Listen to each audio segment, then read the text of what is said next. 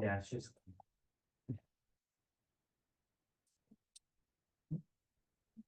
All right, everybody, I think I'm gonna go ahead and get started here. We have several people missing again today. I hope that everything is okay and you're surviving the weather. And hopefully nobody's stuck in traffic out there with all the rain. I actually kind of like it, but I live close by, so I don't have to deal with the freeways and stuff in this kind of conditions. But anyway, I hope that you guys are having a good week so far. Thank you so much for turning in that homework on Tuesday. I know that was a short turnaround time. I did grade those, as you probably already saw. I'm trying to make some comments on those papers. I was a little soft on the grading on this one in the sense that we were talking about finite sets, and I was letting people kind of get away with stuff like, if something's finite and something else is finite, these kinds of things or whatever. But try to use the formal definitions, and if you check my solutions to some of those problems, you'll see I'm really carefully using that rigorous definition of a finite set. It's a set that's either empty or that it is in bijection with some j sub n, right? So that would be the best way to work through all of those problems. But anyway, the solutions to the homeworks are in Canvas. There's a folder that says homework solution. This assignment I actually did grade the whole thing, so you got some feedback about the entire assignment this week around. That won't always be the case, so definitely check in with that. So there's nothing else due this week. The next homework is going to be due on Tuesday. That's homework number 4. And this is dealing more with countable and uncountable sets. That was kind of one of our topics late last week. So we haven't really had a chance to practice those concepts yet too much. I also realized I forgot. I told you I was going to make you a video, I think, for one of the proofs. I didn't do that yet. Maybe over the weekend I'll send that out to you. It won't be anything very long, but if you miss the sound of my voice on Saturday night or something and want to turn me on, I'll probably have a video you could watch. It won't be anything too crazy.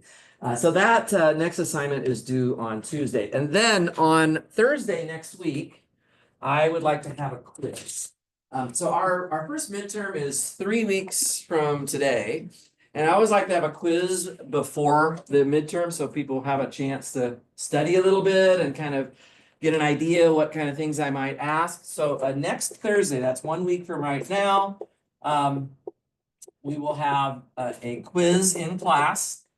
And we'll do it at the start of class. Okay, so make sure you're on time for class because otherwise you'll lose some of. So this is going to cover, what will the quiz cover next week? It's going to cover homeworks number 1 through 4, right? The 4th one being due on Tuesday. I'll try to grade those homeworks as quickly as I can. I'll certainly post solutions to it. So those first 4 homework assignments, you've already done 3 of them, but there's 1 more. And then we've already done 2 group works. So both of those group works would be good to review for the quiz, group work 1 and 2. And then any notes, so if you want to know what sections we're talking about, really what we have focused on so far this semester is 1.2, 1.3, and then 2.4. Those are the sections, okay? So those sections, and if you're looking for practice on that material, I would take a look at these homeworks and these group works, okay? I am going to have a folder in Canvas that is a resources folder for our midterm. And so that'll have more practice problems. I'll have a sample test in there and so on. I might try to get that ready in time for the quiz, but I'm not going to make a separate quiz resources folder, okay? It's just not worth making a whole big deal out of it. But if I get that midterm resources folder put together in the next couple of days, you could look in there too. There'll be some practice problems if you want to kind of quiz yourself before next Thursday. I would highly recommend make sure that you know the definitions, the theorems that we've done. And by theorems, I mean like propositions, lemmas, theorems, anything that we proved. Those would be good things to rehearse. And that's sort of just the baseline. Like that's the fundamentals. Do we know all the terminology? And then The more interesting stuff is, well, can we use the terminology to solve problems? So to get some practice with the problems, you can go back to the homeworks and group works here. Okay, so that's next week. Homework for Tuesday, and then you'll have a couple of days to get ready for this quiz. You can also be studying for the quiz as you're going through the homework as well throughout the weekend coming up. Okay, so for those of you just coming in, quiz next week on Thursday at the start of class. All right, so this is the schedule. And 3 weeks from today, we have our first midterm. So I'll be working on getting you guys ready for that or helping you get ready for that a little bit. Anybody have any questions on that? This will be, by the way, this will be just like one sheet of paper. It might be front and back. I haven't written the quiz yet. I'll have to see. But it won't be super long. I'll probably give you about 25 minutes, 25 minutes, something like that at the start of class to take this quiz. And the quizzes count the same as a homework. Obviously, you can tell already we're having about a homework every week. So that's quite a few homeworks. This quiz is not going to make or break your grade by any means, but it is going to help you hopefully get prepared better for something that is more consequential, which would be the midterm. Okay, so I'd like to give you a little practice run, so to speak, with kind of doing something in class for me before we actually have to take the first midterm. Okay, is that fair enough? All right, great. So that's that. Now, last class, we spent most of the time doing group work and homework questions. I did start this discussion about the axioms of the real numbers, and I'm focusing, as you can see, focusing on the ones that are based on the ordering of the real numbers. And so these things that I have put down here, every single one of them is fairly common sense based on our lifetime of experience probably with numbers. But they're also worth putting on your flashcards for those of you who are taking me up on that idea, because I do want you to know these things. You don't have to have the numbers here memorized. I do this just so you can refer to the book and be able to find things easily. But certainly the statements are important. And I've just kind of recopied the ones that we wrote down pretty much towards the end of class on Tuesday. I just wanted to get them back on the board here again so you have some continuity to your notes here. I did leave off one axiom though that I didn't have time to last time I'm going to this list. So now I'm actually going into some new notes. This is 2.10. This is the reason I left it off is because it takes a few minutes to kind of talk about it. It has a name. So this one is definitely flashcard worthy. I could ask you, well, by the way, this stuff that we're doing right here, this is from section 2.1. So this will not be on your quiz. The quiz is only covering these 3 sections, but just, you know, thinking ahead when we get around to taking a midterm, you know, this would be a flashcard worthy statement here, the well ordering principle. And what does it say? It says that the natural numbers, so this is the positive integers, is well ordered. Okay, well, that means I better tell you what well ordered really means.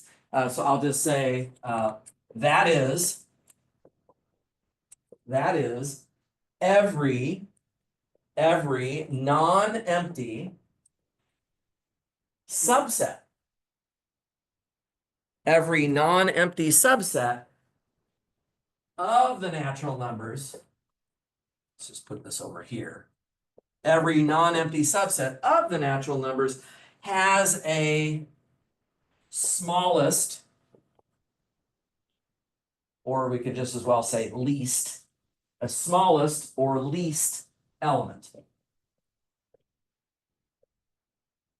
Okay, and again, this is an assumption that we're making. Nothing on this board has to be proven, right? We're assuming that these things are true. Now, some of them, again, they seem like common sense. Probably this one does too. If I give you a subset of the natural numbers, you can just grab one of the elements in it, assuming it's non-empty, right? So take a non-empty subset, grab one of its elements. If it's the smallest element in the set, great, you found it. You have found your smallest element. If not, then there's something smaller than it, right? So you can grab that and you can look at that element and say, well, now is that the smallest element? If not, rinse and repeat, rinse and repeat. And what this axiom is saying is that this cannot go on indefinitely, right? Eventually, if you hunt around, a finite number of times of doing this process, you will find a least element in that subset. Okay, so it's something we are assuming is true about the natural numbers. They are a well-ordered set. Okay, so there's a smallest element. And by the way, as soon as there is a smallest element in any subset, then there's also a second smallest element. I don't have to say that here, but that would be true because if you have a smallest element and then you remove it from your subset, then the remaining elements is just another subset of n, and that will have a smallest element too, which will be smaller than everything except the one that you removed, right? So then you've got a second smallest and a third smallest and a fourth smallest. And in so doing, guys, you can actually list every single one of your elements of your subset in order. Here's the first element, the second element, the third element, the fourth element, the fifth element, and they are ordered according to this, less than ordering of the real numbers. So that's really what we're saying here. If you feel like, oh yeah, I know this is not anything that I'm unfamiliar with, that's totally expected, right? That we are stating this as an axiom. It's not something we can really prove here. Okay, great. So that is maybe I should actually, I think I'm gonna do one thing. I'd like to write these words a little bit more mathematically. Okay, just so we have this in a little more, I did write this down. So if A is a subset of the natural numbers, and A is not empty. Obviously, if the set is empty, it's not going to have a smallest element because it doesn't have any elements. But if A is a non-empty subset of the natural numbers, there exists what I'll call A naught in capital A, such that, right, such that A naught is less than or equal to A for all little a in capital A. That is the the mathematical notation way of writing exactly what the words above it are saying.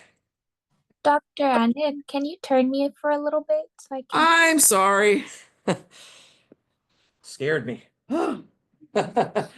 Okay, yeah. When I write less than or equal to here, of course, that's not anywhere else on this board. You have to remember that just means A naught is less than A or A naught is equal to A. They won't both be true because of this trichotomy property, but that's sort of a convenient way of expressing that either of those things could be true. Okay, any questions on that? We are going to have more axioms actually coming up, but I don't want to continue that list for now. I want to talk about a very important tool in real analysis, and we are going to be using it all semester, which is the concept of absolute value. Okay, so this is probably for most of you going to be review, but I just want to get it into the notes because it is absolutely critical. So I'll just make a little definition here, right? And all the definition says is that for any x in the real numbers, the absolute value of x, which I know that you know, we just put these bars around the x for the notation. And this is just equal to x if x is greater than or equal to 0. And if x is less than 0, then we change the sign and make it positive again. Okay, so there's the absolute value function. Because the definition is piecewise, you're going to see a lot of the proofs involving absolute value requires cases, right? So we've kind of seen this already this semester, that when you make a piecewise definition of something, then you have to analyze cases to really do proofs involving those things. Before I state anything too formal, just a quick remark here. I think this will no doubt be very clear, which is that for all real numbers x, right, x is always less than or equal to its absolute value, right? And again, you could imagine proving that in cases. If x is already positive, if x is greater than or equal to 0, then these two are equal. If x is less than 0, then this one is less than 0, which is less than absolute x. And then by this axiom here, So if negative x is, sorry, if x is less than 0 and 0 is less than absolute x, then x is less than absolute x, which would be in that case. So you can, I'll just say here, you can use cases and axiom, what is it, 2.9? To prove this. I don't think I'm going to write it all the way out. It's really not that exciting to write the whole proof down. Okay, so we've got our absolute value function, which is super important. Let me write down a proposition here that will get the ball rolling on some of the other properties about absolute value.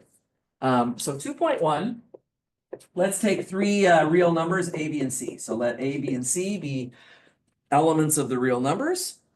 Then I'm going to make some parts here. Nothing I'm about to write down is surprising at all. Like you guys will look at these and say, oh yeah, those things are all true.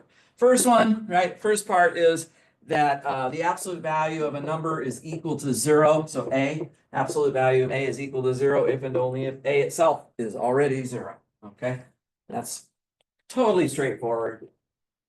Second fact is that if you take the absolute value of negative a, it won't be any different than the absolute value of a itself.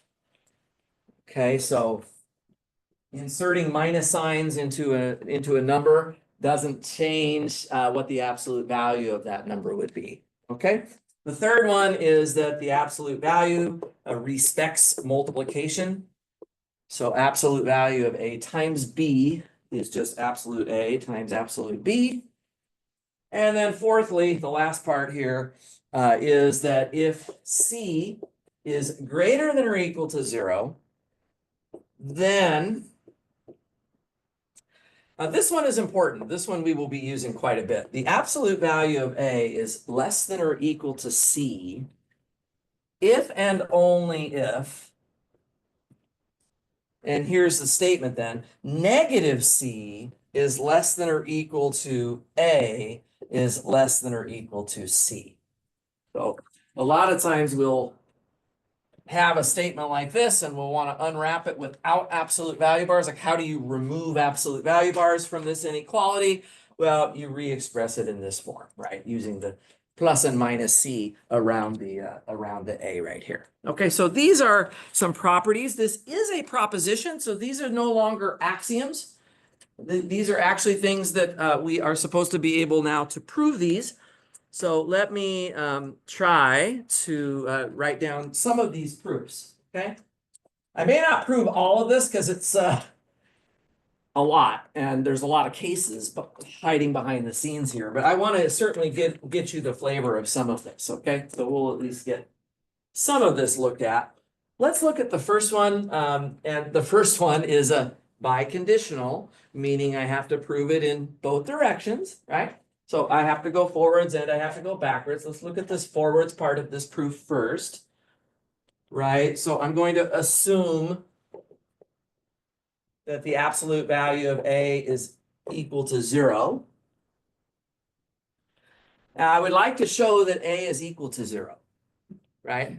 Now by this trichotomy axiom, a is either equal to 0 or it's less than 0 or it's greater than 0. Those are the only possibilities. Right, so by trichotomy, I'll just say it that way. That's the axiom 2.6 that we have at the top of the recap over there. By trichotomy, a is less than 0, or a is equal to 0, or a is greater than 0. It has to be one of those three. I would like to prove that a is equal to 0. Well, one way to do that then would be to rule out the other two cases. If I can convince you that a is not less than 0 and not greater than 0, then just by process of elimination, then a would have to be equal to 0, right? Does this make some sense? Okay, so let's see how this would look. Let's just play devil's advocate for a minute. In other words, proof by contradiction, right? What if a was less than 0? Well, then I'm going to try to contradict the assumption. The assumption here, guys, is that the absolute value of a is equal to 0. Well, let's look at the absolute value of a right now. What would this be equal to, by the way?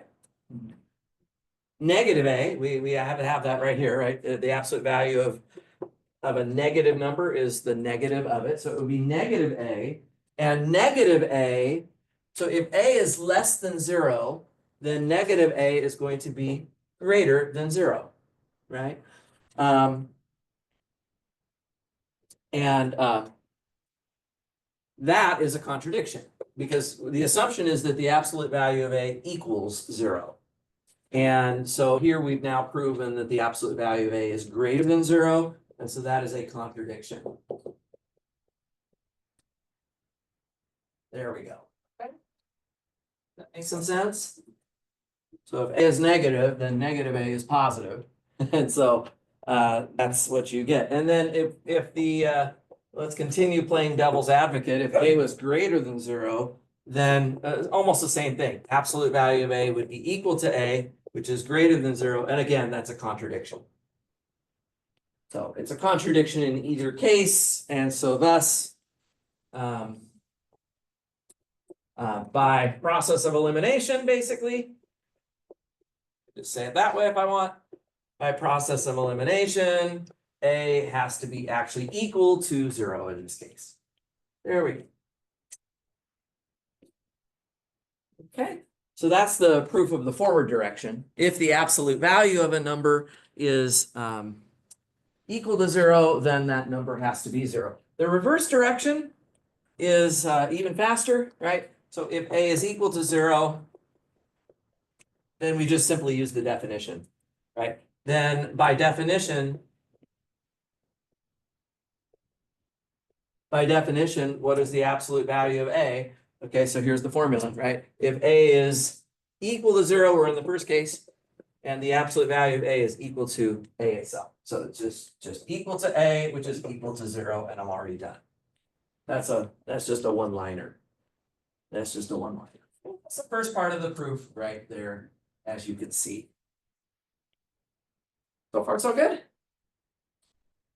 Okay, yeah, sorry, this is not the most exciting proposition on earth, but I just want to make sure that I'm covering my bases on things. So let's talk about a little bit more of this proposition here before we go on to anything. We'll get to some more exciting stuff soon. Let's look at the second statement.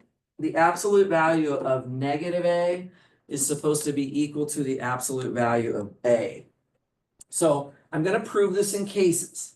I talked about that a moment ago. When you have absolute value, since it's defined in cases, then proofs often end up being done in cases, right? So this is a very natural thing. And the cases are just going to be, what if a is greater than 0, and what if a is less than 0? I don't really need to do equals to 0. Equals to 0 is just automatically true. But I'll actually include that with case 1. So in case 1, I'm going to assume that a is greater than or equal to 0. It's a real number, so it has to be either greater than 0, equal to 0, or less than 0. Let's put these two cases together. A could be greater than 0 or equal to 0, either way. And then, of course, in that case, negative a becomes less than or equal to 0, right? So in that case, if we take, so if a is greater than or equal to 0, then the negative of it is less than or equal to 0. And so now if I take the absolute value of a number that is less than or equal to 0, we do it.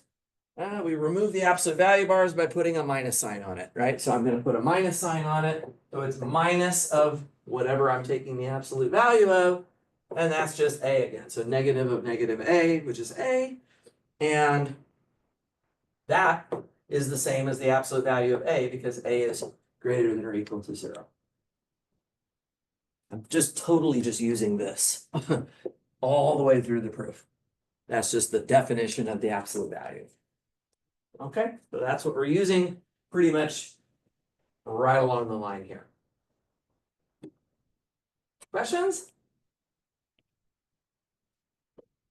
That's the first case. The second case will be, of course, the assumption that a is less than 0. So case 2, assume a is less than 0. And then in that case, of course, the absolute value of negative A, well, let me first just say again, I'll just follow the same model. Negative A would have to be greater than 0. Okay, so that'd be the first thing. So negative A would be greater than 0. If A is less than 0, then negative A is greater than 0. Okay, and so then what is the absolute value of negative A? Well, if it's greater than 0, then when you take the absolute value of it, nothing changes, right? So you just get negative A, and that would be the absolute value of A itself, because A is negative. If A is negative, then the absolute value of A is negative A. So in both cases, we prove that the absolute of negative A equals the absolute of A. Clear enough? Yeah, that's a typical way of proving things with absolute value. You set things up using cases, and then you're good to go. Okay, let's see how this is doing.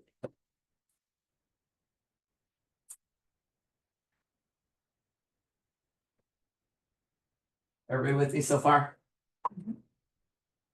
I'm trying not to go too fast, but I also know this is not the highlight of anything we're gonna do.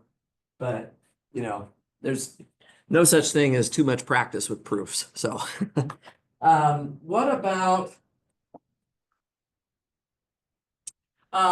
so for part 3 of this proposition, so I'm still looking at that proposition 2.1 in the middle of the board. Here I'm talking about the absolute value of A times B. There's actually now going to be 4 cases, right? A is positive and B is positive, or A is positive, B is negative, or A is negative and B is positive, or they're both negative, right? So you actually have 4 cases to do. I may not write them all down. Let me just say, first of all, that if A equals 0 or B equals 0, then this reduces to 0 equals 0 on both sides, and so we're done. So I just don't even want to allow, I'll just try to take that case out of the picture, the possibility that anything would be 0. Okay, so then I'm going to do 4 cases. Each case will only take me 1 line, so I'm going to get my cases labeled out first. And you guys might, if you're taking notes on this, you might do the same thing. Just set yourself up with a little bit of room to put a 1-liner in each case. Right? The first case is, A greater than 0 and B greater than 0. Right? And then the second case will be A greater than 0 and B less than 0. And then case 3 will be A less than 0 and B greater than 0. And then case 4 will be that both of them are less than 0. So this is just getting the template for the proof set up. And then we should be able to just do each case in just 1 line. Just in just 1 line, right? So let's take a look at case 1. So in all cases, I just want to prove this formula about absolute value of AB. So we'll just look at all 4 cases here, and it shouldn't be too hard, right? In the first case, you're multiplying 2 positive numbers together. We all know that's still positive, right? So in that case, you have the absolute value of something that's positive, so it just equals itself. But since A is positive, then it's equal to its own absolute value. And since B is positive, it's equal to its own absolute value. That's it. That's all you got to say. In the second case, one of the numbers is positive and one of the numbers is negative. So when you multiply them together, you actually have a negative number here. And since you're taking the absolute value of a negative number, then our boxed definition over here tells us that we have to put a minus sign on it if we're going to take it out of those absolute value bars. Okay, because it's a negative number. And now what I can do with this is I can move that minus sign in with the B variable. Okay, in with the B variable. And so I write this as A times negative B. And A is positive, so it equals its own absolute value. And B was negative, so the absolute value of B is negative B, right? So this negative B is the absolute value of B, and we check that off as well. Okay, so actually on case 3, I'm gonna do a little editing here. How do you suppose I could do case 3 with even, I mean, it's not that it's that hard, but there's something we could do with case 3? With the Ayushi? So, say it again? Similar to case 2, is that what you're gonna say? Yeah, it's just, you could just say similar to case 2, right? Similar to case 2. And I wrote almost as much as I would have if I had just written the whole thing out. But yeah, it's totally analogous. You're just swapping the roles of A and B. Yeah, if multiplying numbers was not commutative, then I wouldn't have been able to do that. But luckily, you know, it doesn't matter which number is first and which number is second, because you can always switch them around. And so as such, case 2 is more or less covering the same thing that case 3 is, with the roles of A and B reversed. Okay, this last one, why don't I stop for a minute? Why don't you try and write it down? Let's see if you can write it down. It shouldn't take very long. I'll just give you 60 seconds of quiet time. See if you can think about how would I try to tackle that last part.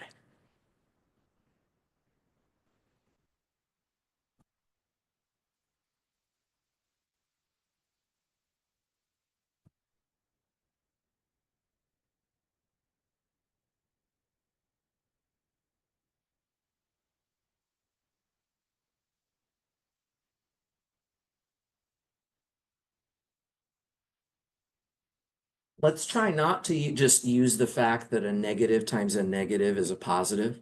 If you were doing that, then you would just say, oh, this is a negative times a negative, this is positive, and the absolute value of a positive is itself. Let's try not to do that. Let's try to reason it more in line with how I did the earlier parts.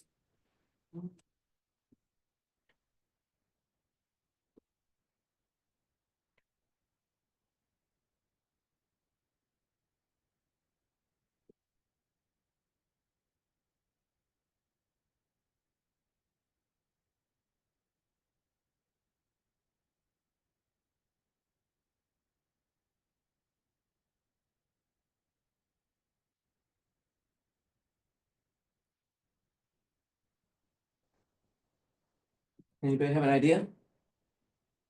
Nkosi? equals absolute value of A and absolute value of B. That's what we're trying to prove, right? We're trying to prove that absolute AB is equal to absolute A, absolute B. So I want to end up eventually, yeah, actually I did this wrong. Yeah. This is supposed to be absolute A, absolute B over here. And it sort of throws things off a little bit.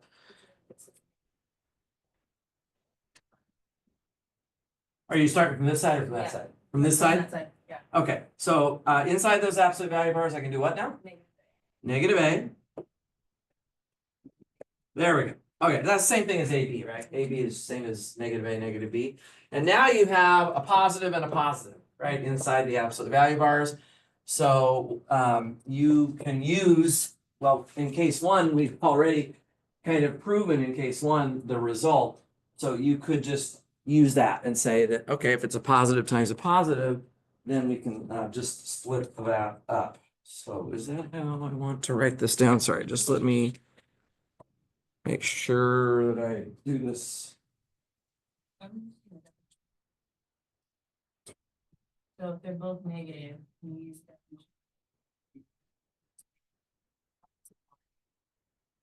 Negative A. So the definition would be, so this would be positive, so you could write this as AB. Is that what you Yeah, but mean? you said not to use. I said not to, yeah, I said not to use that, so. So I'm saying negative, parentheses, negative A times negative B. So you're using that definition where they're both negative. Since A and B are both negative, inside of parentheses, make it negative A times negative B. Do you want to come write what you're saying? I'm getting lost. I'd love to. Thank you so much. I'm saying here, Uh-huh. use. When you distribute these, you get A times B.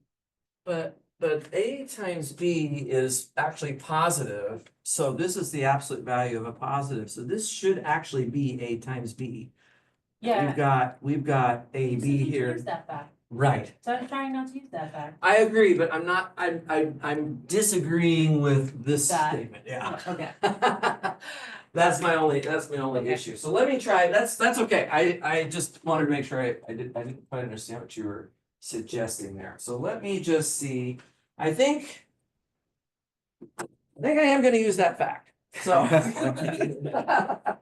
I think I'm gonna use that fact. This is a positive number. The absolute value of a positive number is itself, okay? Then I'm going to feed in the minus signs. That's really the key, is you've got to get the negative A and the negative B in there. And now, because A is negative, the absolute value of A is negative A. And because B is negative, the absolute value of B is negative B. Okay, I kind of fumbled that up, but it's because I didn't write the correct thing over here to begin with.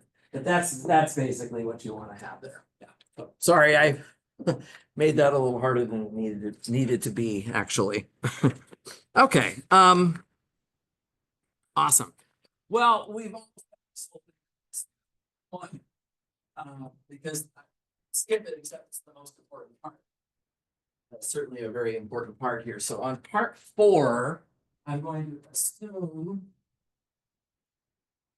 that C is greater than or equal to 0. And now I have to prove both directions because that's a biconditional. So let's go ahead and prove the forward direction, which means that I'm going to assume that the absolute value of A is less than or equal to C. And I'm going to proceed now in 2 cases again, because we have the absolute value around this A, then the definition of that is based on 2 cases. So case 1 would be that A is greater than or equal to 0. And then we'll do a case 2 in a minute. Again, I won't need much room to write these down. Case 2 will be A is less than 0. I'm going to look at both of those cases. So in the first case, so assume that A is greater than or equal to 0. Then the absolute value of A is just A in the first case. So in the first case, we can take absolute A less than or equal to C and just rewrite it as A less than or equal to C.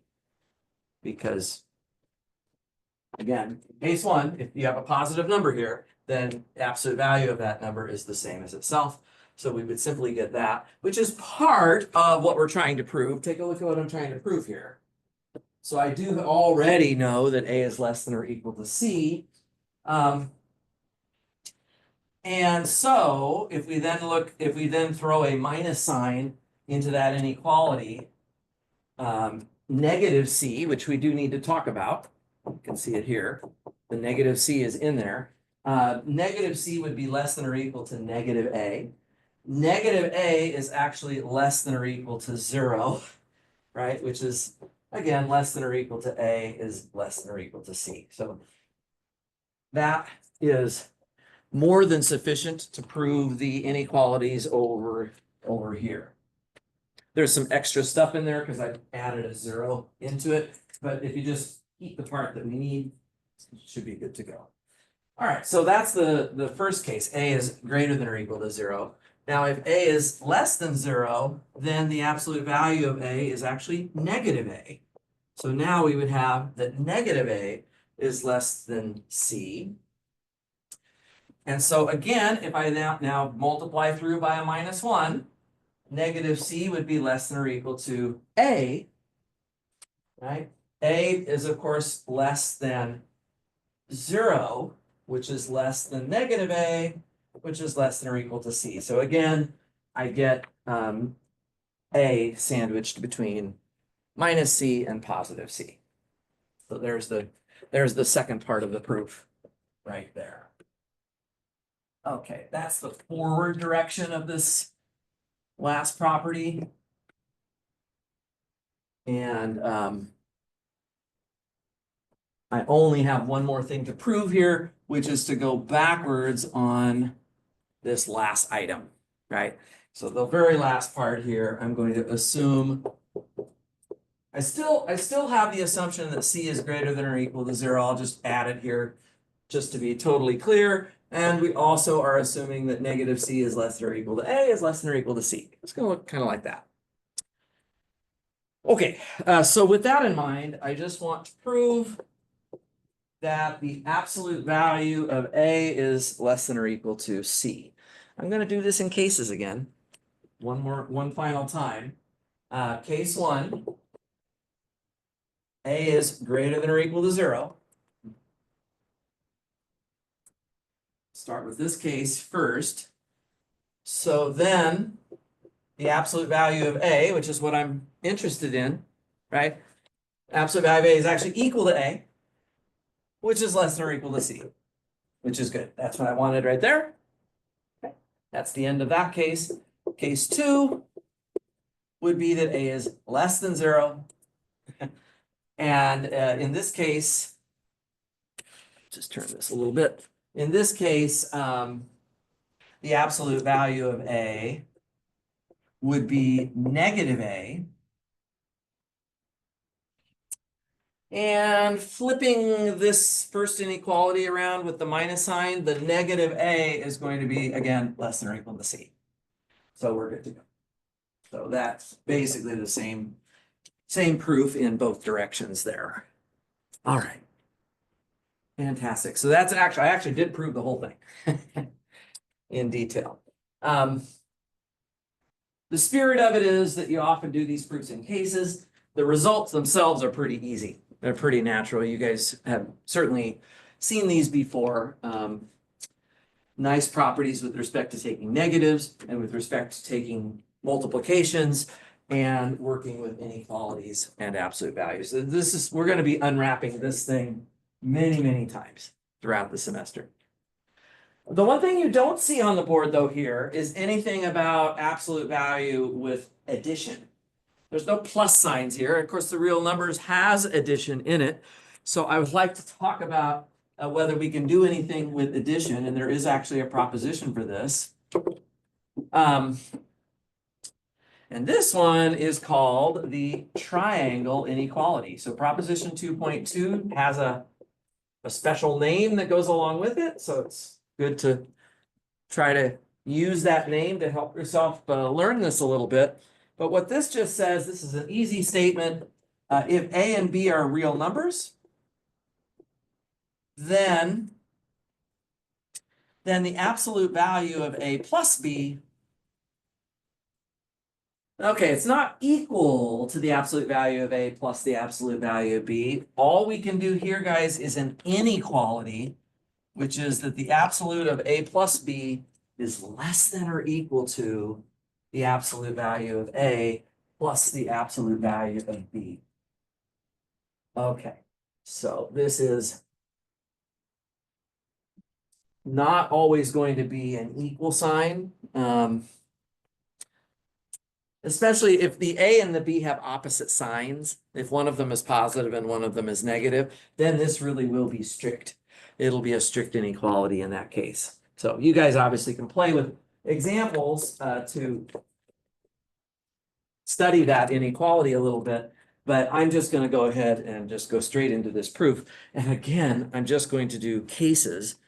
And I'm going to do cases according to, you might think I'm going to do 4 cases again. A is greater than 0, B is greater than 0. Like you might be thinking I'm just going to do all 4 of these cases again. But actually, I don't really need to do that. Yeah, Hugh? Why is it known as a triangle?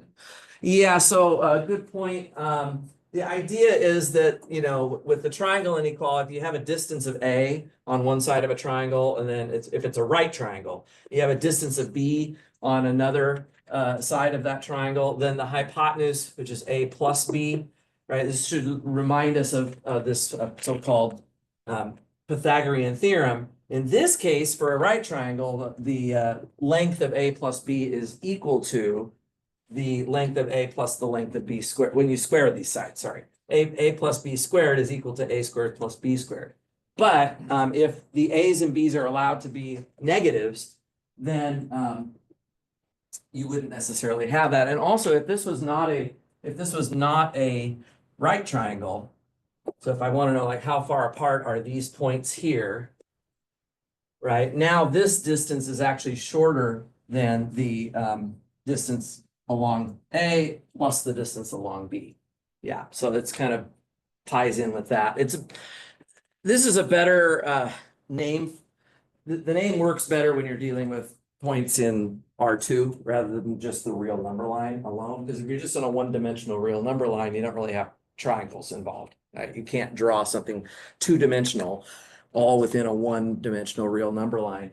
But it still makes sense to call it that. You would have seen this probably in your calculus courses in the XY plane as well. So yeah, that's a good point. But I'm actually going to do my cases according to not A and B individually, but A plus B already combined together. So we might as well do that. We can do that. And so I'm going to do these two cases accordingly. Okay, so let me see how these cases are going to work. So in the first case, the absolute value of A plus B, which is what we are interested in looking at. Well, if A plus B is greater than or equal to 0, then this is just A plus B. This is just A plus B. And remember, guys, that A, right, A is less than or equal to the absolute value of A, and B is less than or equal to the absolute value of B. Okay, so that's all you got to say. That's all you guys said. I think I've erased that fact. That was that remark. It wasn't right before I wrote this proposition down. I made that point that X is always less than or equal to the absolute value of X. Yeah, so it's just that fact that allows me to do this. Okay.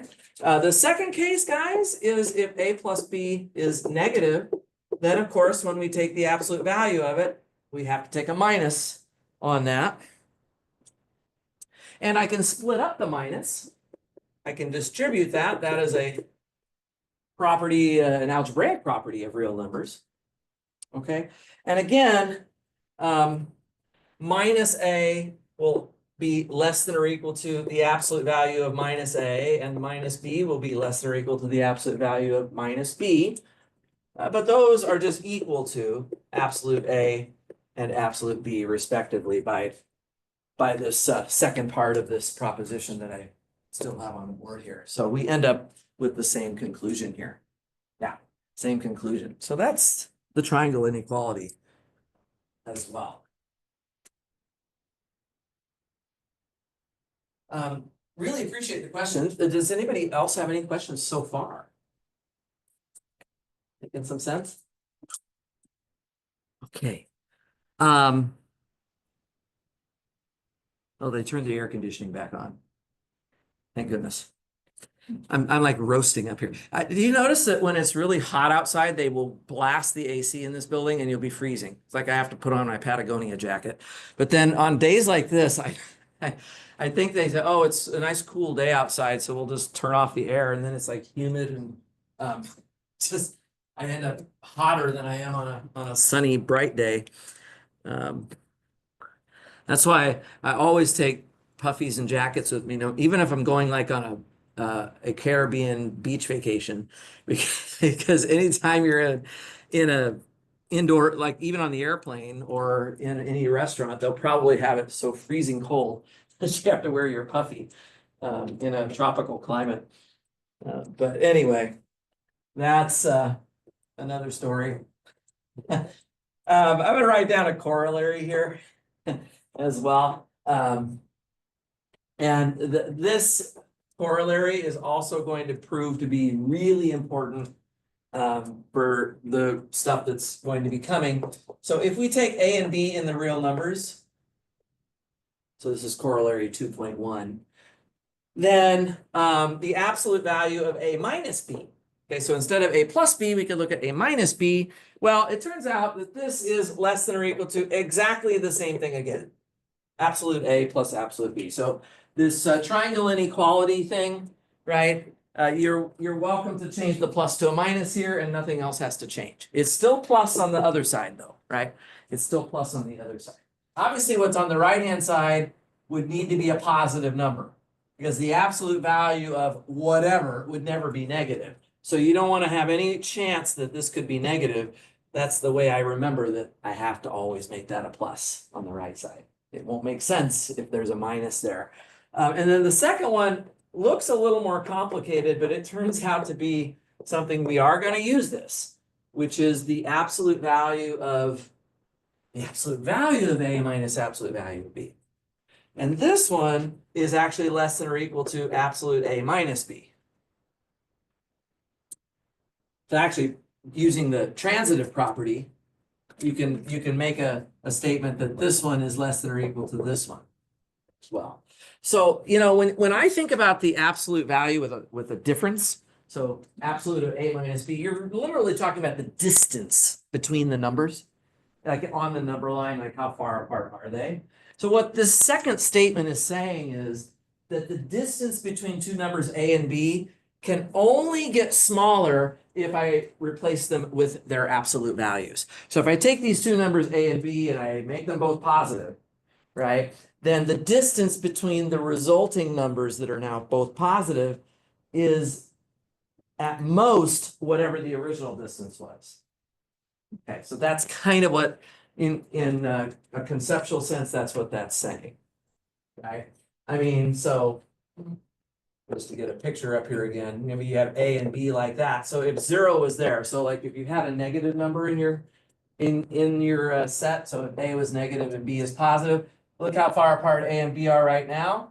But then when you take the absolute value of those two numbers, they've gotten closer together, right? This would be equal to the absolute value of B here. The absolute value of A is negative A. And so the numbers have become closer together. This is really what the second point is saying. And I just will write down a quick proof of this as well. I hope you guys like proofs. Pretty much that's what the whole class is. So if you don't like proofs, this is not going to be so enjoyable. Anyway, the proofs here are not very difficult. We don't even need to go into cases for this one. It says it's a corollary.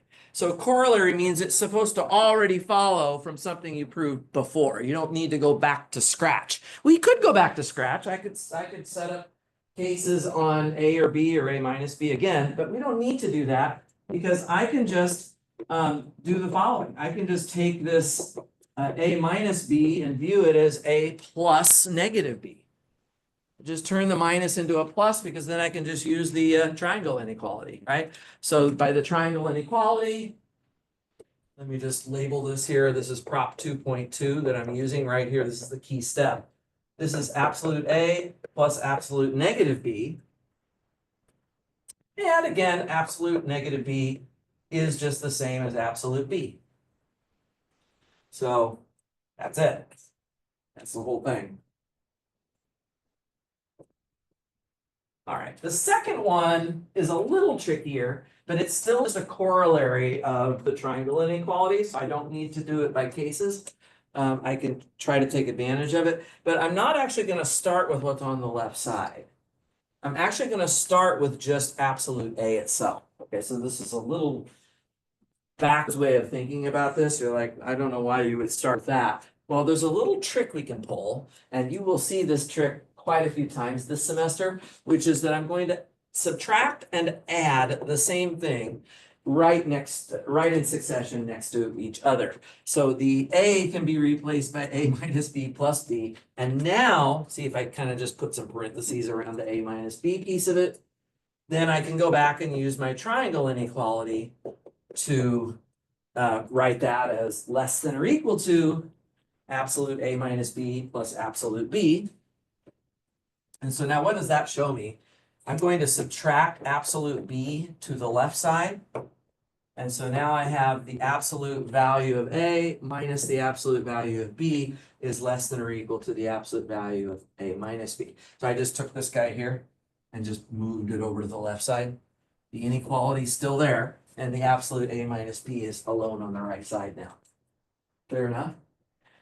Now, I'm not done yet. That's obviously not quite what this statement says. This statement says that even if you take the absolute value of what's on the left side, it's still less than or equal to the absolute value of A minus B.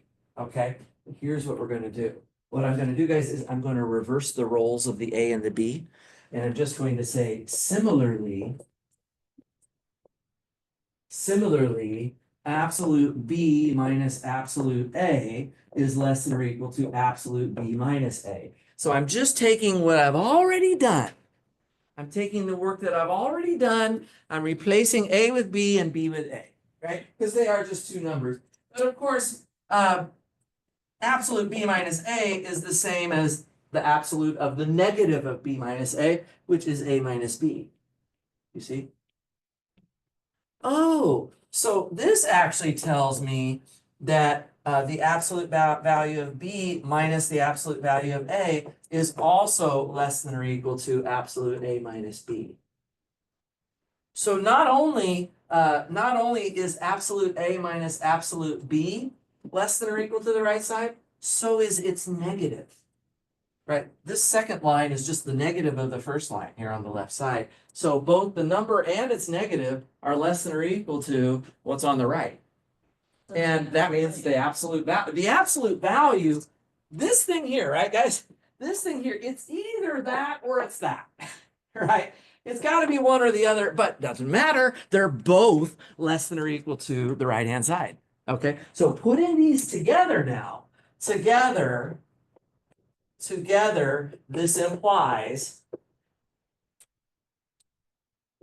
together, these two things implies that the absolute value of the absolute value of A minus absolute value of B is still less than or equal to absolute of A minus B.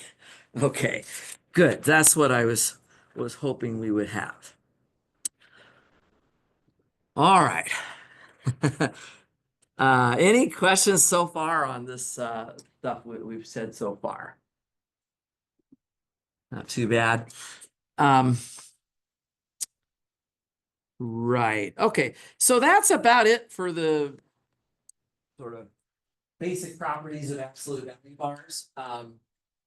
For now, anyway, that's mainly those are the tools we're going to be needing. We're going to be needing this triangle inequality. We're certainly going to be needing the corollary quite often. Distances between points are measured more with subtraction than addition. So it's not surprising that this corollary involving subtraction is going to play an important role. So don't be surprised. We're going to see these referred to again later on in the class. Let's take a break. It's kind of in the middle of class today. And when we come back from the break, I'm going to start the next section, which is about the completeness axiom. And we'll talk about upper bounds and lower bounds for sets and all that good stuff. Take 10 minutes. About 5 after 2 or so, we'll start it up one more time. I'll try to stop sweating.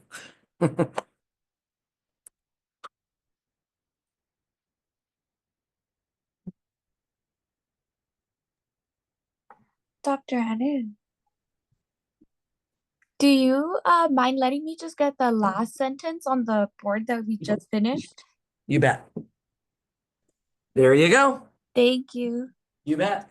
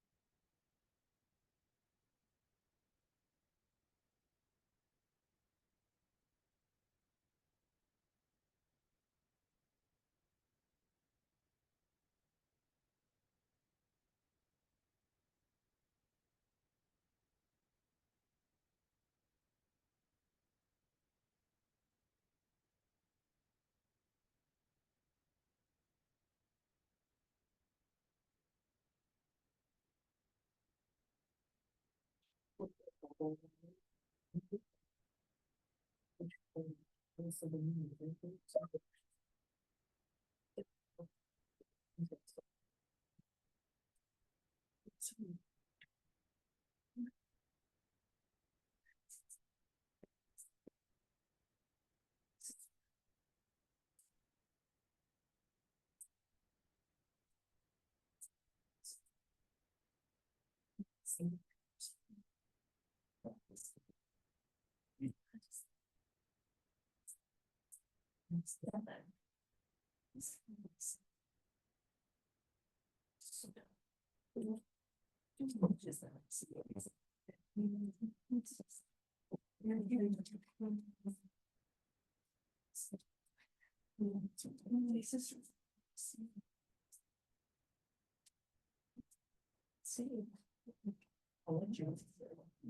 I was thinking actually, she.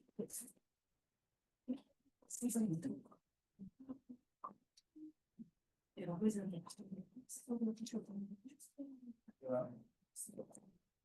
That's our.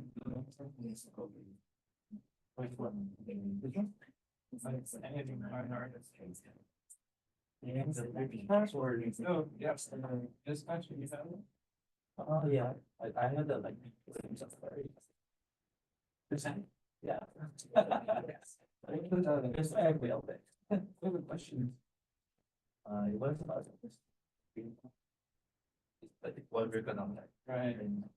It was like stuff we did for the past 3 weeks. I didn't even watch it. We did a, I don't know, we were, but I didn't watch it. We did that. But I heard there's like first function, yeah, there was no, there's actually not like. Right. Functioning. I mean, it's not just one of that in it's about like. You ever do these, okay? Are you gonna No, that's a good sir, I wasn't supposed to go and like. Other things. Yeah. Was it 48? And plus, Yeah. classes, I got another 5 more classes. Oh.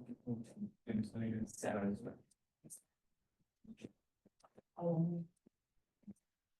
And 14 up here. Alright. All of the kids, so the. Very. Yeah, like, it's around here. One was IGN, but I feel like they have it every place I've been. Usually, yeah. Nice.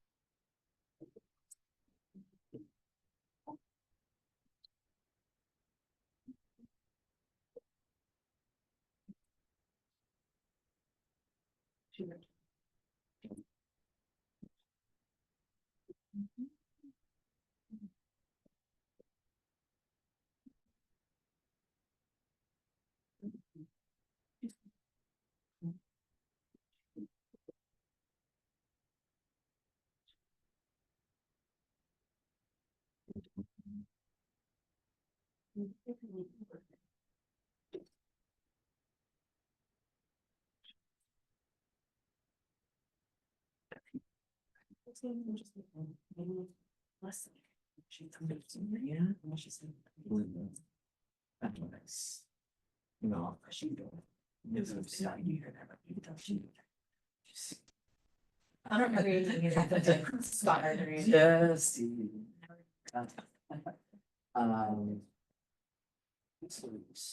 We are. Is it really? Right, yes, yes. And Ayushi, Ane, you, Norma, John, this is Luis. There's somebody sitting over there, right? Hunju.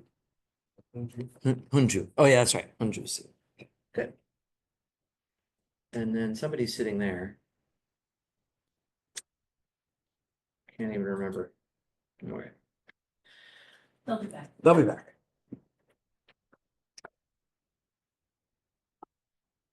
You guys all gonna watch the Super Bowl on Sunday? I love the Super Bowl, you know why? Because, so I'm from Nebraska, there's no professional sports teams there, I did not grow up sort of getting a diehard attachment to any team. So that means that when the Super Bowl comes around, I basically don't care. And so I can go do all of my errands. And every year, I swear, all of the lights just somehow turn green for you. You're driving down the road and I can go everywhere so easily. There's no traffic. I'm saving up all my big trip out for Sunday afternoon. Ugh. Yeah, I just never got into the Super Bowl. Nebraska, the University of Nebraska, they used to have a really good football team. So back then I used to really get into that. They would usually be playing on New Year's Day and stuff, but that's kind of gone by the wayside. So now I just don't really watch football at all. Okay, more time for everything else. Maybe I'll go hiking. Who knows?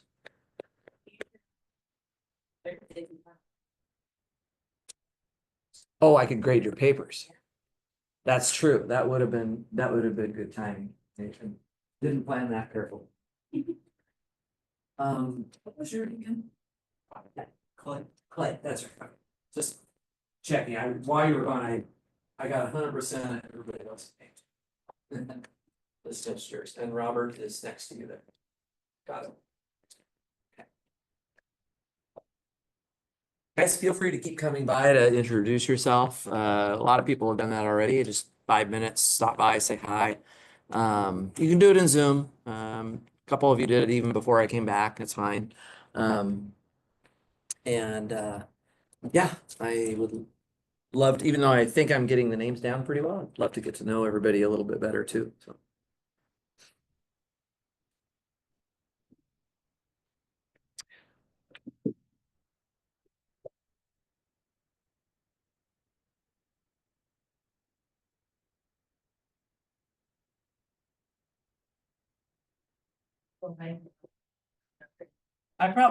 I should think about it. Who knows? Maybe I will.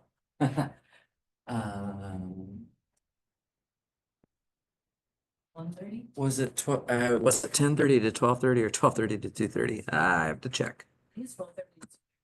I'm gonna check right now. I think you're probably right. Oh yeah, that is what it is.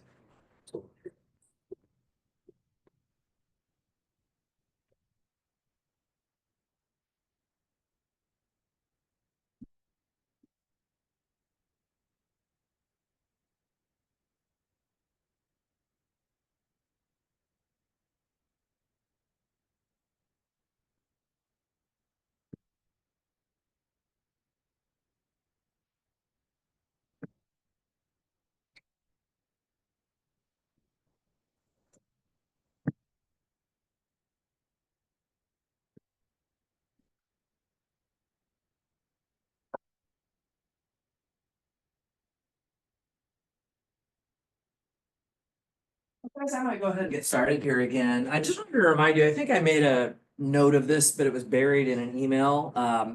This student of ours, Jaden Segovia, he's actually being paid by the math department to have office hours for this class. There's another section of Math 350. He's also working with that class, but you guys are certainly welcome to visit his office hours. He will be hanging out in MH33.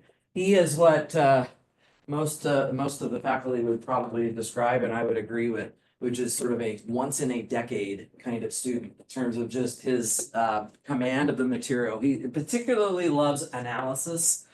And so he's going to grad school, PhD programs, he's applied all over the place. He's really, really good. And sometimes with people like that, they're really, really brilliant, but they can't explain anything. Well, he isn't like that. He's actually very good at explaining stuff too. So I encourage you to visit with him, especially if you have questions, say Mondays or Wednesdays in the early afternoon or Tuesday, Thursday mornings. He is putting quite a few hours into that. I've noticed he's not been very busy so far because he's right outside my office as well. And that's fine. I also have not been that busy with office hours so far. As long as you guys are doing fine with the material, I don't expect people to come if they are understanding everything well. But sometimes I wonder, like it'd be nice if people maybe have some questions, they should stop by. So either with myself or with Jaden, feel free to take advantage. I mean, I have about 10 hours a week of office hours, and this is another 8 hours right here. So there's almost always somebody around who can help you, and his hours are not the same as mine. So between the two of us, we've got a good part of, especially Monday through Thursday, is pretty well covered here. So feel free to ask him some questions. He's a super, super nice guy. And like I said, he explains stuff really well. And I think he will challenge you. He won't just answer your questions for you. He's going to guide you with some leading questions of his own, which is the same thing I would do as well, that will help enhance or strengthen your understanding of the material. So just wanted to remind you that this person is available. He's got a kind of blonde curly hair down to his shoulders kind of thing. And he hangs out outside my office quite often, including it during these times. So take advantage of that. Okay, having said that, I'm going to start new notes here. We've got this new section, one more axiom. And I'm not ready to state this axiom yet, but I will get to it. Today, I want to start by talking about the extended real number line. So we kind of know what the real numbers are, but we can actually extend it into infinity and minus infinity. So I'm going to put a definition here. This is actually definition 2.2. So this is talking about the so-called extended real number system. The extended real number system, that's what I'm going to define right now. It is usually written with the usual R with a sharp on the top of it, right? So you put a little pound sign with that. And what is this? This consists of R union a symbol that we write as a minus infinity, and union with another symbol that we write as an infinity, right? Where we have to have a couple of requirements on these new symbols. So these additional symbols are minus infinity has to be less than infinity. Okay, so these are order relationships that you would probably expect. And minus infinity needs to be less than x, which needs to be less than infinity for all x in the real numbers. So we're adding two new symbols to our number line. And they have the property that every real number is strictly between them. Okay, so this is the extended real number system. And I'm going to need that extended real number system to make a full benefit of this next definition. This next definition, guys, has 5 parts to it. 5 more words are going to come up on the board here. So go get out those flashcards, right? The Staples and Office Max stores are going to love Math 350. They do a lot of business selling you guys some flashcards. You're going to need quite a few of them for this class, right? So what we're going to do here, guys, is we're going to take S to be a subset of R sharp. So that means that your subset could include infinity or minus infinity as well. That's possible. And then I'm going to take 2 elements, which I'm going to call U and V, that are also allowed to be in R sharp. So these could be plus or minus infinity as well.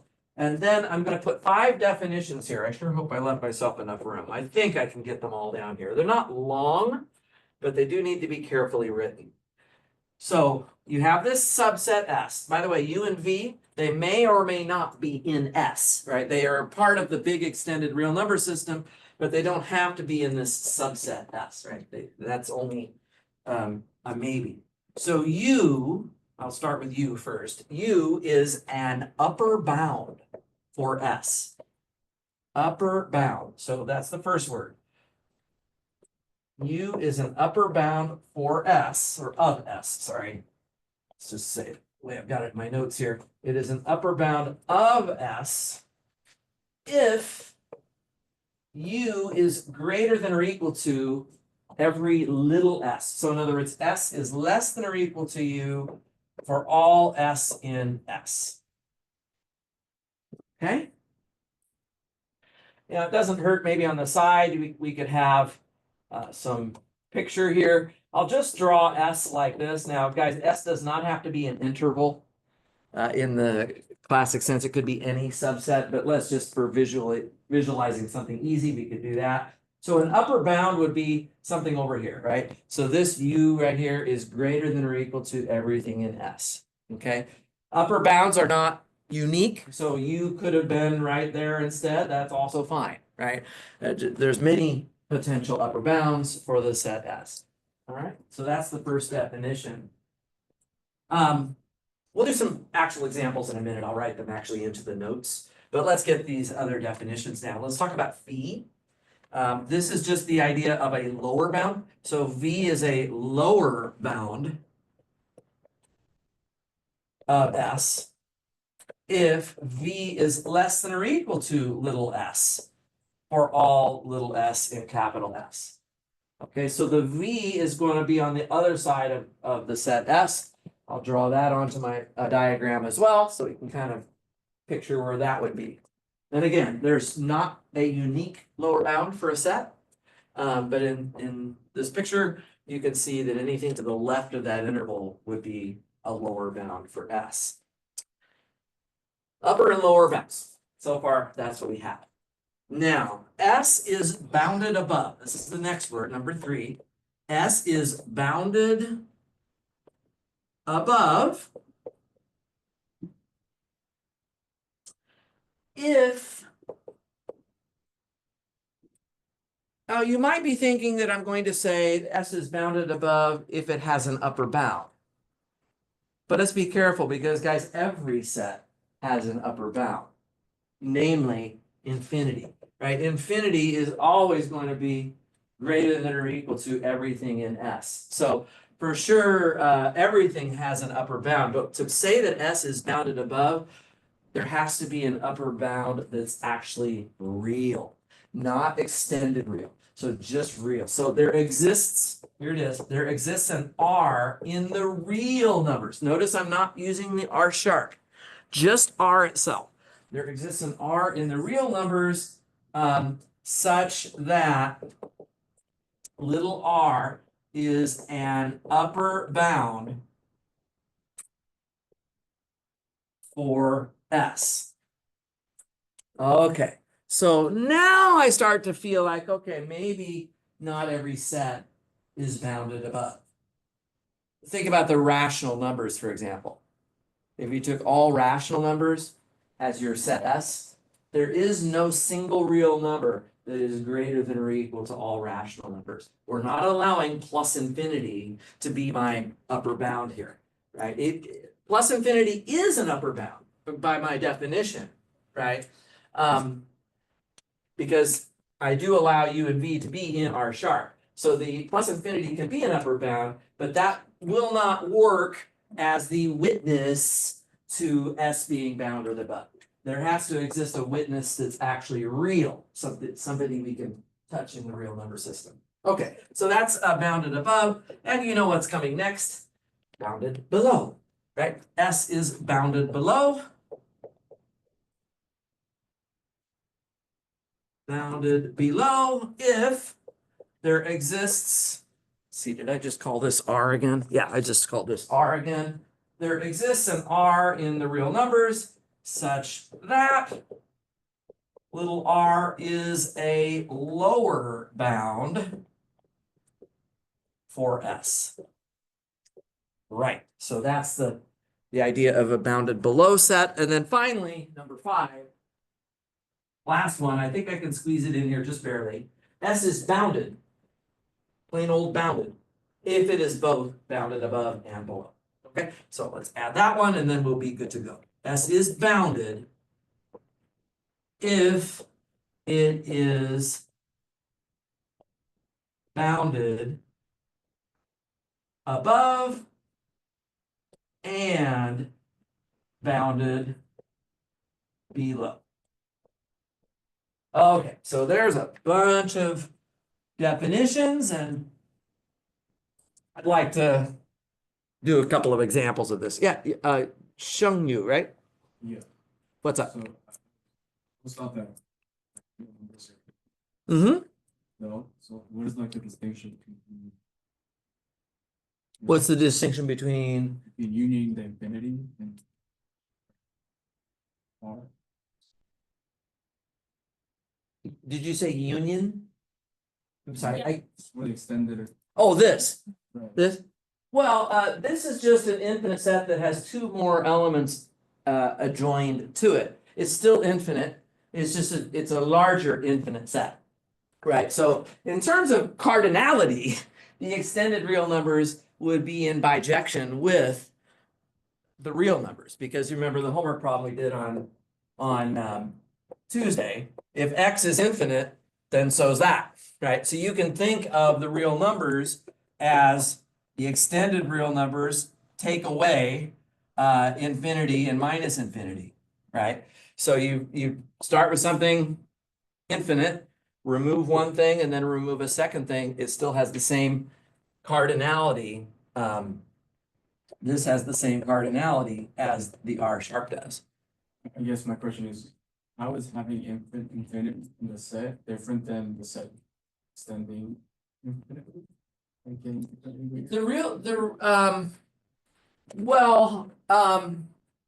think I now understand what you're saying. So you can have the entire real number line goes forever positive and forever negative, but there is no real number that's called infinity.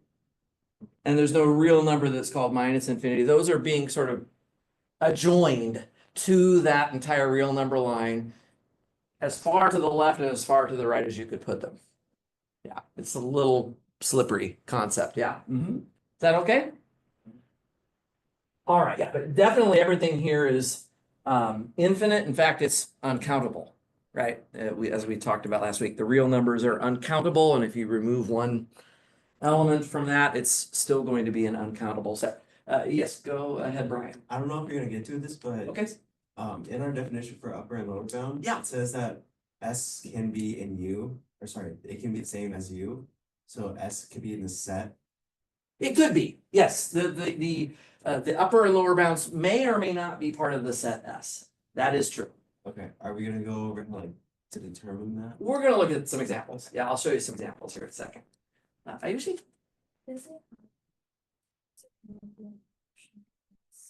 for what? The extended system. So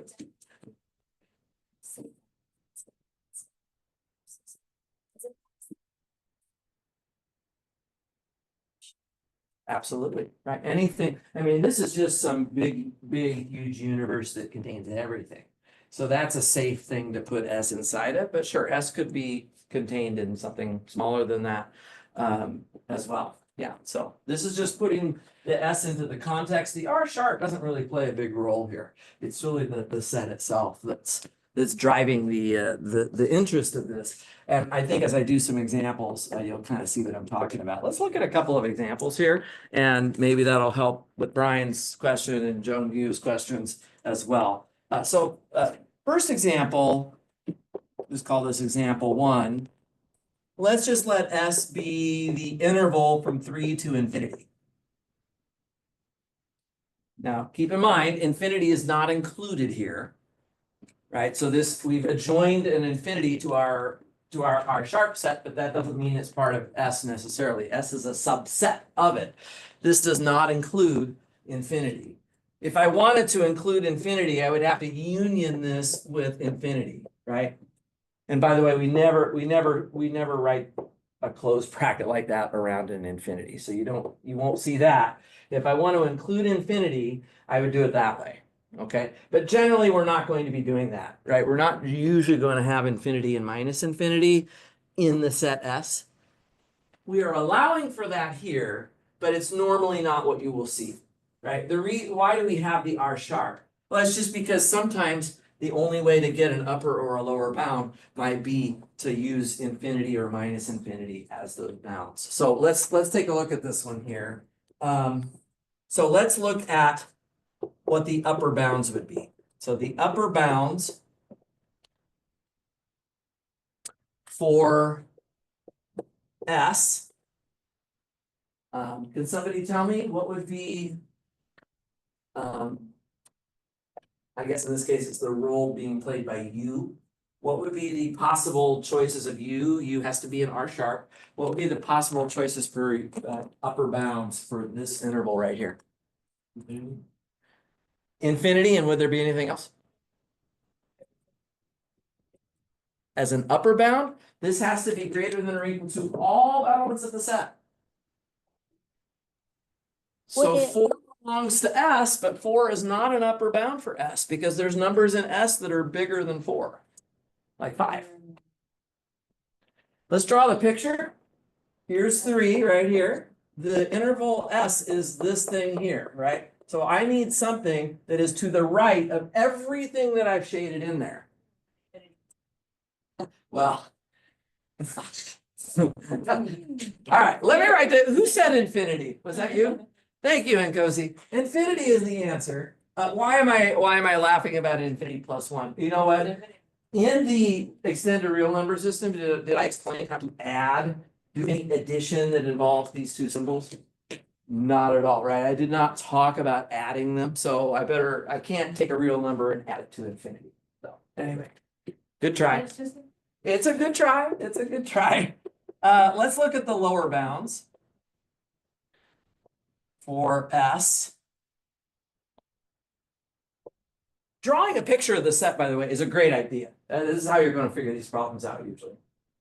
Can somebody tell me what they think maybe would be the potential lower bounds for that interval? Brian? Would you write it as a set or a game? You can do it either way. I mean, you can write it as a if it's expressible as an interval, I probably would do that. So what do you think it would be? Negative infinity to 2 or To 3. to Okay, yeah, yeah. guys, we're not these number lines, they don't just have whole numbers on them, right? So there is a 2.9, there is a 2.999, all of those numbers are there. So I would say everything, there's a lot of lower bounds, right? Anything is to the left of 3, including 3. So I will be fussy about something like this, that you have to include the 3 in that notation. And we should also mention that minus infinity, actually, let's write it as a union. Minus infinity would also be a lower bound. It's always going to be a lower bound. Guys, infinity is always a lower bound for every set. Minus infinity is always a lower bound for every set. It almost goes without saying. So there's lots of lower bounds. There's only one upper bound here. Okay, so is this set bounded above, bounded below, both or neither? Let's just see. Let's see, to be bounded above, there has to be a real number that serves as an upper bound. Do we have that? Not at all. The only upper bound is infinity. So it's not bounded above. Is it bounded below? Yes, because there are lower bounds that are actually numbers you can touch and feel, right? Real numbers. So it is bounded below, but not above. Let's add that as well. S is bounded below, but not above. Okay, so that kind of just practices the definitions there with that example. Let's try another one. I already kind of talked about this one, but it's a good one to include in our notes. So let's just take the rational numbers. And let's see if we can write down the upper bounds and the lower bounds first. So upper and lower bounds. What do you think? What would be the upper bounds for the rational numbers? Only infinity, right? Just infinity. So I'll write it as a set because it is a set of upper bounds that we have. So just infinity. What about lower bounds? Minus infinity, right? So these are the only bounds that we have on the two ends, and so there is no real number serving as an upper or a lower bound. So this set would be neither bounded above nor below. So S is not bounded above or below. Neither one in this case. Let's do one more. This one I'm gonna be quiet, let you guys spend a minute or two working on. Let's take S to be the set of 3n plus 1 all over n, where n belongs to the natural numbers. Okay. So what I'm gonna do is I'm gonna be quiet for, it might give you a minute or two, and let you see if you can do the same thing. Figure out what are the upper bounds, what are the lower bounds, is it bounded above or below, and so on. And we'll take some feedback from you in just a minute.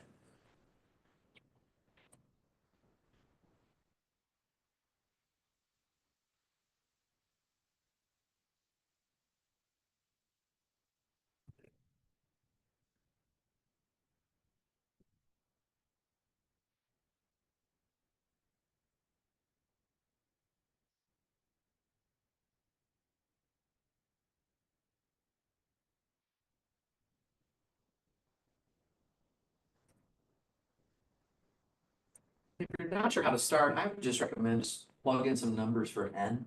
Just kind of get the feeling for what kind of numbers are in this set that might help Lyndon. Natural numbers, but 1 or 0? Start at 1. They start at 1, yeah. So we don't include 0 in the natural numbers. That's just our convention. Only the computer scientists include 0 in the natural numbers. All of the rest of us normal people start with 1. Index of 0. Yeah, right. Let's see. One I get. 4, 2.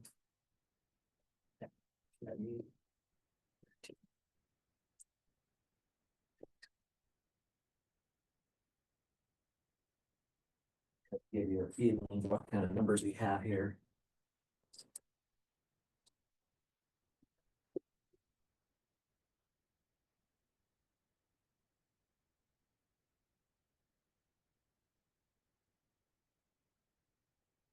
Anybody have any thoughts about the upper bounds of this set?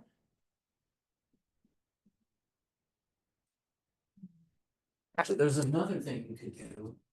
In addition to listing out a few terms, you could rewrite this as 3 plus 1 over n. That might help you a little bit as well. Might help you a little bit as well. Everything in this set is 3 plus a little bit. And how much you're adding to 3 is just getting less and less all the time. So what's the upper bounds of this set going to be, do you think? Starting with 4, right? So including 4, right? Yeah. Including 4, right? And going all the way up to infinity. I like that. And then of course, again, we will include infinity. Infinity is always an upper bound, so I'm going to make a union here. But yeah, it's actually this is actually a decreasing list of numbers. The biggest number in the list is actually the first one, which means that 4 is an upper bound for everything that's going to come after it. And then of course, any number bigger than 4 is also an upper bound. Yeah, so that looks real good. That's the upper bound. What about the lower bounds? I'm gonna cheat and give you the first part for free. Obviously mine is infinity. You? Would be parentheses. And 3. And do you want to include it with a bracket or a parentheses? Parentheses. Okay, let's think about that.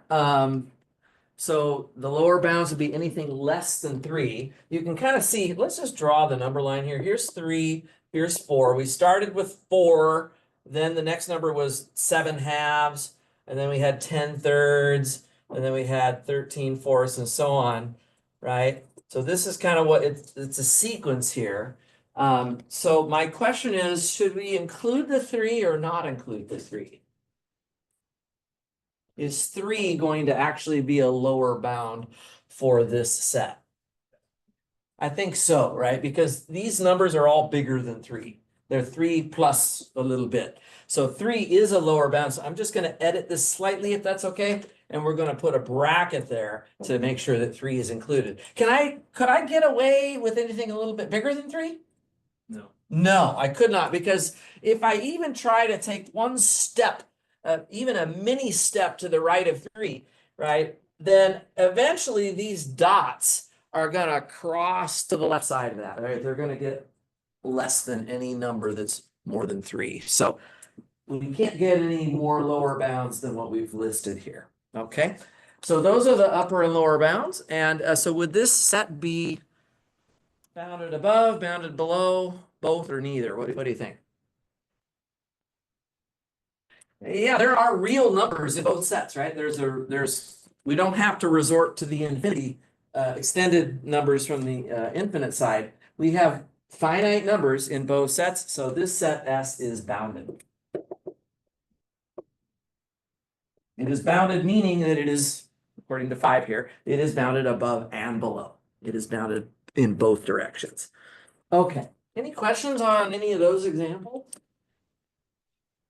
Yeah, go ahead, Linda.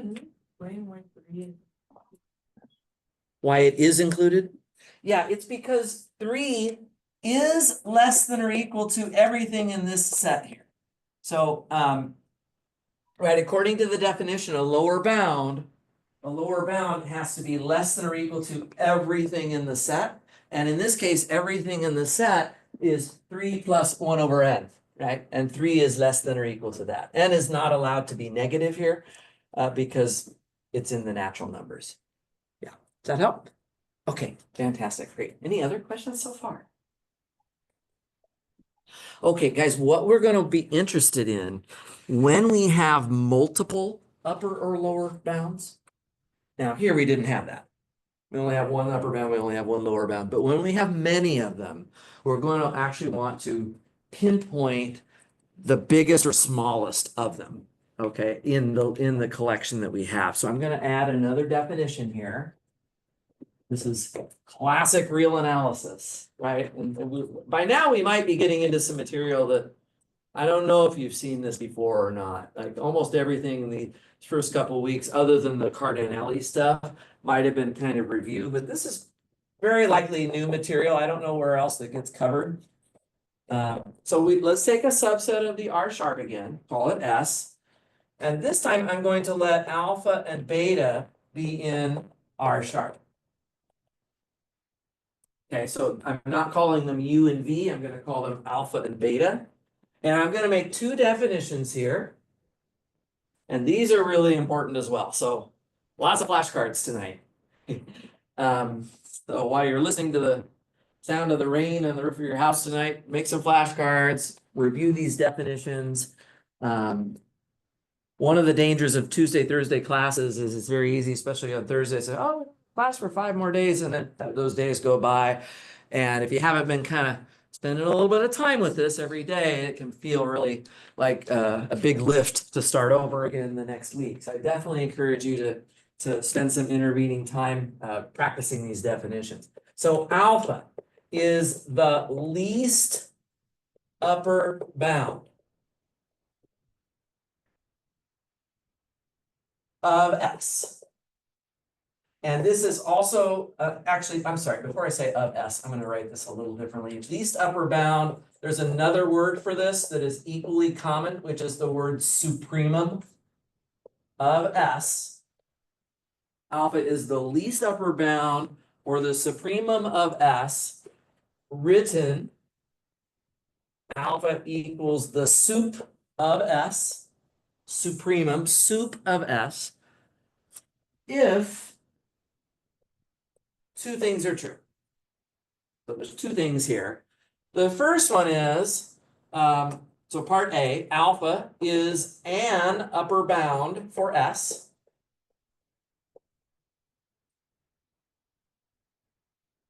alpha would need to be an upper bound for S, that's the first thing.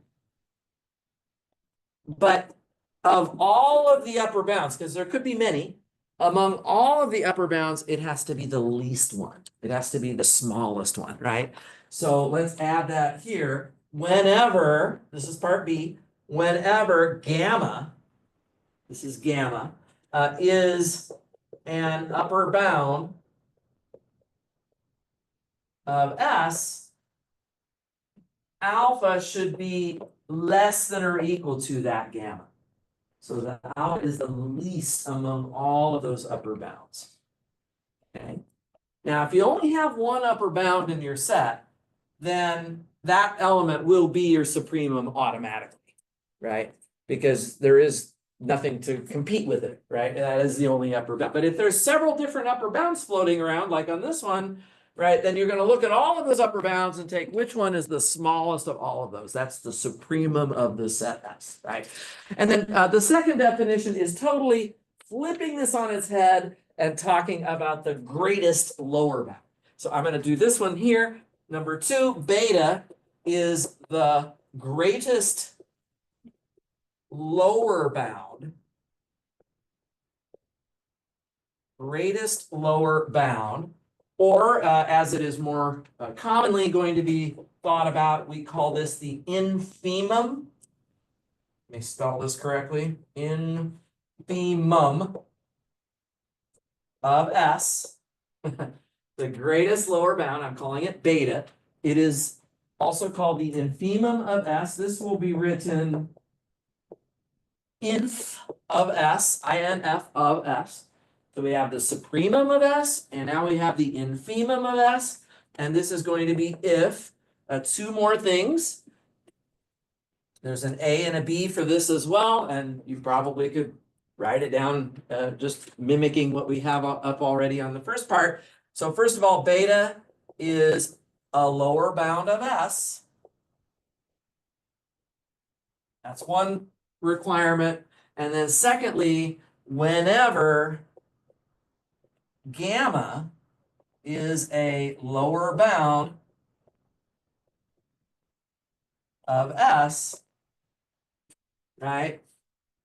Beta should be the greatest one. So that means that beta should be greater than or equal to gamma, right? In other words, gamma is less than or equal to beta. Does that make some sense?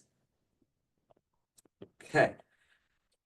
Let's try to calculate the supremum and infimum for all 3 of the examples that we just did here on the board, since we have all the information in front of us already. So let's go back to these 3 examples since they're already here. Let's look at number 1. And I'm just going to try to work out the supremum and the infimum, right? We're going to just kind of look at these. I'm going to do this for all 3 of them. So let me just set myself up to record these here. Okay, so we're looking for the supremum and the infimum for all of these 3 examples. Okay, so we can go back to our examples here, and you know, I've got these examples here. Let's look at number 1. What would be, if I take this interval from 3 to infinity, what would be the supremum of S?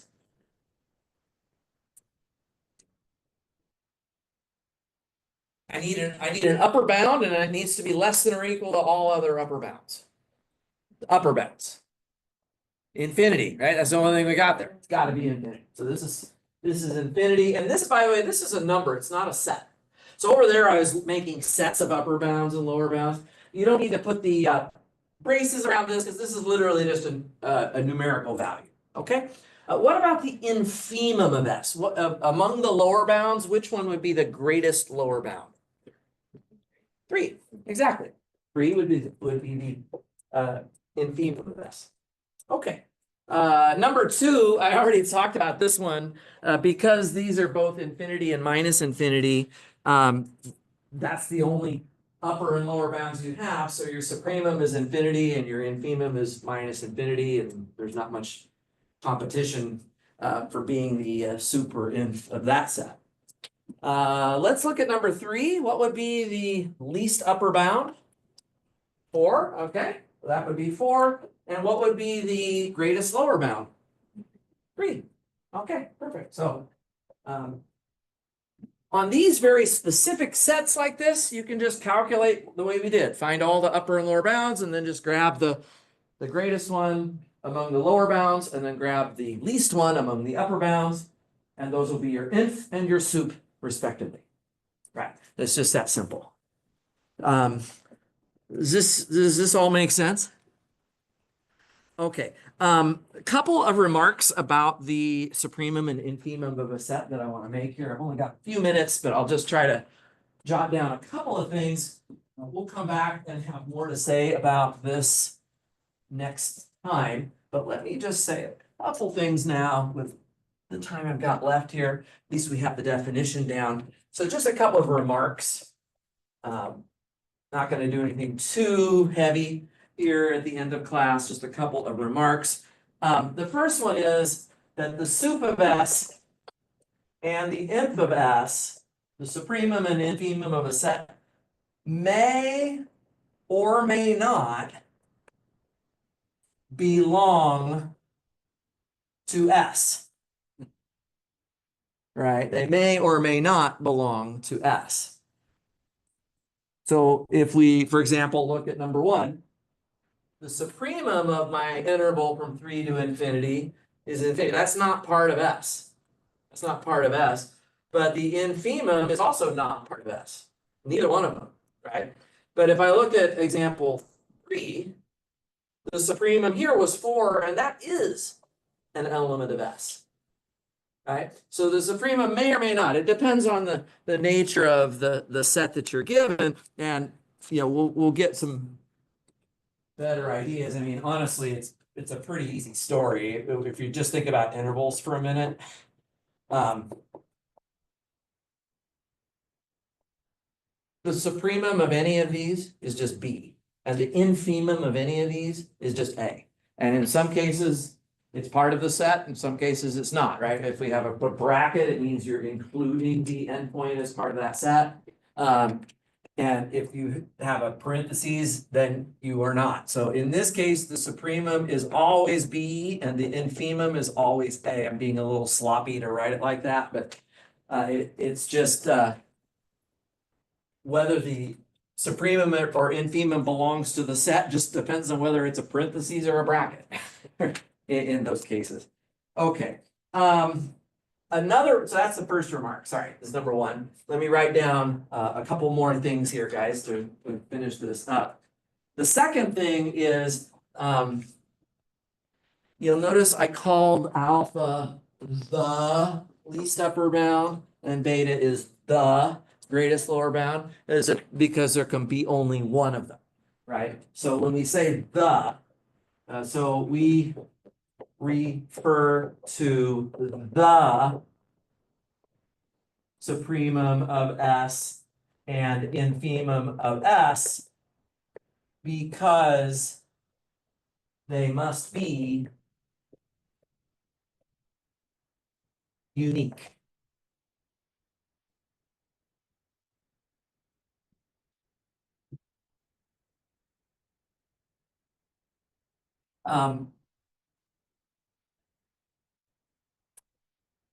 Do you guys know, kind of from a proof background, how you prove that something's unique? How does a mathematician usually try to prove that something is unique? Assume it's not, right? Suppose there's 2 supremums, right? Well, both of those would have to be upper bounds, right? Because one of the requirements about a supremum is that they're both upper bounds.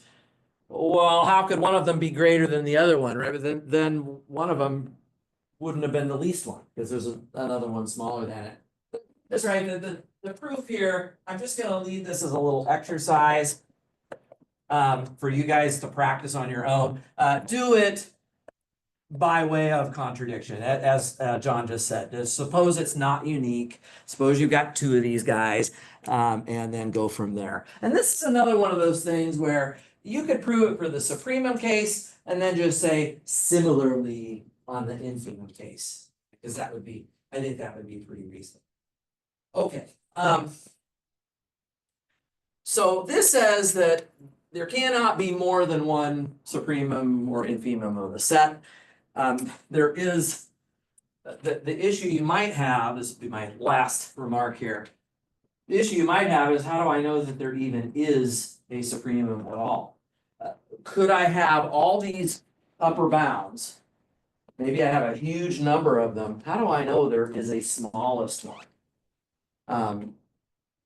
Now, we had an axiom earlier that said that the natural numbers are well ordered, and so that was at the beginning of class. That just means that, yeah, every subset of the natural numbers has a smallest element. But right now, we're not talking about natural numbers, right? We're talking about, supremums living in the universe of the real numbers set. So we actually need to make another axiom here, right? So I'll just point out here, as a third remark, how do we know that the supremum of S and the infimum of S exists at all?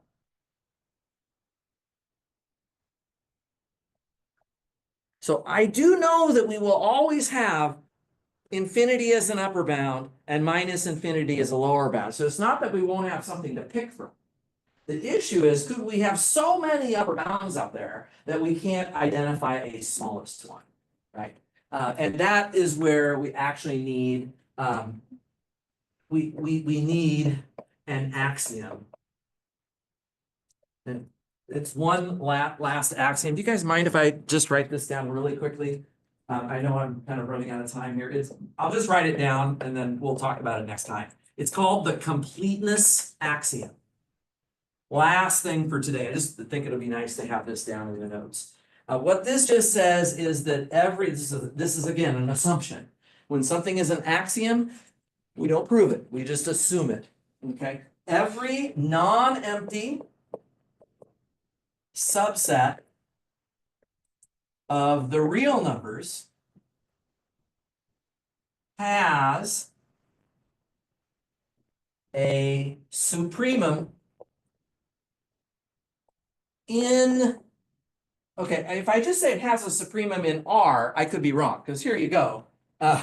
Right, there are no real number upper bounds, let alone a least one, right? The only upper bound here is infinity. So I have to allow R sharp here, right? But there has to be a supremum in R sharp, and I'll add one more thing that's also part of this axiom. If S is bounded above, then this supremum, which I'm now going to assume it exists, right? If the set is bounded above, then that supremum will actually be in R. We don't need to use a plus infinity as a cop-out for this supremum. In the case when it's a bounded above set, the supremum will be in R. If S is not bounded above, like this example, then your supremum is going to be infinity, plus infinity, as you can see. Okay, so anyway, supremums and infimums, this is not what your homework for Tuesday is about. I'm kind of lecturing ahead of the homework a little bit here. It's not what the quiz is going to be about next week either. But I think we've made at least a good start on this. And next week, I'm going to have a lot more to say about supremums and infimums and sets. This is really a very central topic in introducing the real number system as part of a class like this. So I appreciate your attention on this. I am going to, I think in my syllabus, I said I'm gonna have office hours in the room next door during this hour. It turns out that room, something else did there. I'm just gonna go down to my usual office. So if anybody wants to talk to me, I'll be down there in about 5 minutes. Feel free to stop by. I will see you all next week. Enjoy the Super Bowl or in office hours. Enjoy the Super Bowl and enjoy the weekend. Is there any significance of the word for being used in 1A? That was I noticed that I did that. It makes no difference.